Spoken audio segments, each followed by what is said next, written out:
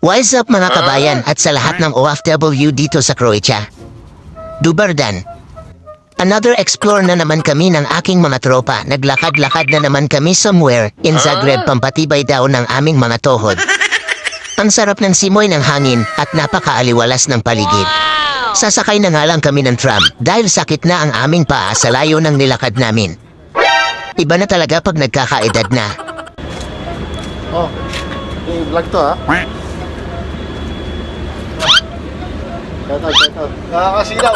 Shoutout nga pala sa mga taga Nasumpo, kay Mihis, sa Tutoy, kay Kuya. Shoutout sa mga taga Mindanao dyan, Cotabato, tsaka sa Dubai, sa Atwa. Ito! Inom ng good drink.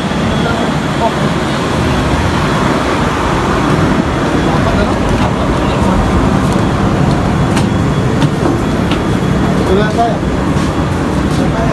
Buti na lang nakaupo pa kami nang makapag-relax na ang aming mga paa. At habang nasa bayahi tamang selfie muna dyan mga pair. Bumaba na nga pala kami dito sa station malapit sa aming bahay. Mataas pa ang araw kahit alas 7 na ng gabi dito. Maglalakad na nga pala kami ulit papunta sa bahay namin. Pero dahil nagugutom pa daw bibili muna kami ng tinapay. Nakikikain nga din ang mga kalapati sa amin nung una isa pa lang. Ngayon ang dami na nila. Pagkatapos nga namin kumain ay may nakita kaming mga hanger kaya binanatan na din namin kaysa sa bumili pa kami. Pa-like, share and follow sa aking Facebook page bilang pagsuporta. Salamat po and God bless.